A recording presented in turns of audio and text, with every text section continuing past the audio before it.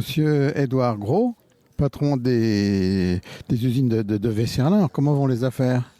Nous sommes en 1890, on a eu un coup de blues quand l'Alsace est devenue allemande, mais pour l'instant, finalement, on ne se débrouille pas si mal dans l'Empire allemand. Nous avons été nommés récemment parmi les 3 plus belles entreprises de l'Empire, parce que Vesserlin, c'est 3000 emplois. C'est de l'impression, bien sûr, c'est la base de notre manufacture, mais c'est également du tissage et du blanchiment. Alors du blanchiment, d'ailleurs, on a créé une entreprise à Thaon-et-les-Vosges, BTT, c'est nous qui l'avons créée, avec des capitaux français et alsaciens, donc les nôtres, parce qu'effectivement, il fallait qu'on ait aussi une présence dans la vieille France, qui est notre ami à la vieille France, qui est d'ailleurs célébrée aujourd'hui, puisqu'effectivement, à Vesserlin, malgré la présence allemande, nous parlons français. Vesserlin, c'est un site de culture francophone, et c'est d'ailleurs pour ça qu'on s'appelle le Petit Paris.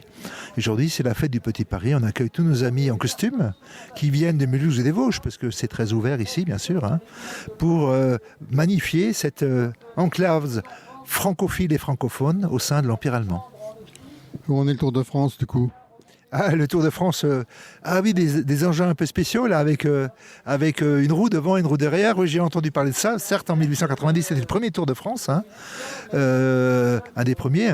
Alors, c'est vrai que ces pauvres gens qui s'activent sur leur machine roulante, ils ont un peu de mal, surtout que dans la montagne chez nous, ça monte.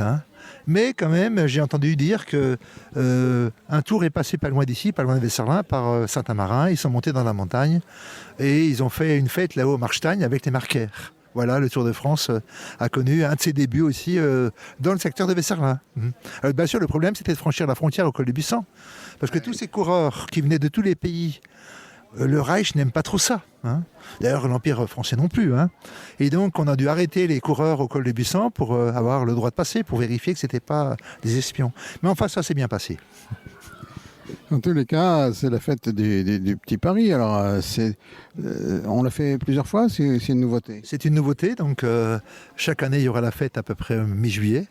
Et alors, on n'en a pas encore beaucoup aujourd'hui, mais les personnes qui viennent costumées comme nous, en 1890, sont accueillis gratuitement. Ils ont à boire avec moi, Édouard Gros, donc le patron de Vesserlin, pour valoriser en fait leur effort d'animation, quoi. Alors aujourd'hui à la fête il y a beaucoup de choses. Il y aura un défilé des enfants avec leur costume de 1890. Il y a des ânes, il y a des calèches avec des chevaux, il y a des jeux de l'époque, de notre époque. 1890, et plein de découvertes dans les beaux jardins, à la ferme et par ailleurs. Merci Édouard et bonne fête. Voilà. On accueille avec grand plaisir nos amis qui viennent du côté Vosges, qui trouvent dans Vesserlin un site qui les aime beaucoup, puisqu'il y a toujours eu beaucoup de Vosgiens à Vesserlin. C'est un site mixte depuis toujours, puisque les travailleurs qui étaient ici sont toujours venus à la fois d'Alsace, mais beaucoup de la vallée de Buisson. Blandine? Oui. Blandine, la créatrice des robes aujourd'hui, j'ai bien compris. Oui, c'est une des créations, mais c'est inspiré de modèles anciens, de catalogues et de photos anciennes. On sait C'est bien vrai. Oui, c'est du vrai, de vrai, c'est vraiment. Pas triché. Non, c'est pas triché. Oh non, alors c'est pas triché. C'est fini à la main et c'est vraiment choisi par rapport aux textiles et aux imprimés de l'époque. Et aux formes, bien sûr. Ça fait plaisir au patron d'époque qui est là. Oui, bien sûr. C'est tout son château là qui revit. C'est super d'avoir de nouveau des enfants dans les jardins comme ça, comme ils auraient pu être réellement à l'époque. Alors c'est parti pour nous refaire ça tous les ans. Peut-être bien. On verra. Merci. Voilà, c'est lancé. Les catalogues sont ouverts. Nous voici avec monsieur le maire. Bon, aujourd'hui, à Vesserlin, 3000 employés ici dans l'entreprise, c'est pas rien. Ça compte pour la commune? C'est une entreprise qui est très importante au niveau pour la commune. Oui, ça la fait vivre, ça donne du travail à beaucoup de familles et on espère que ça durera dans le temps. Voilà, c'est ça, tout le suspense, c'est de tenir bien longtemps.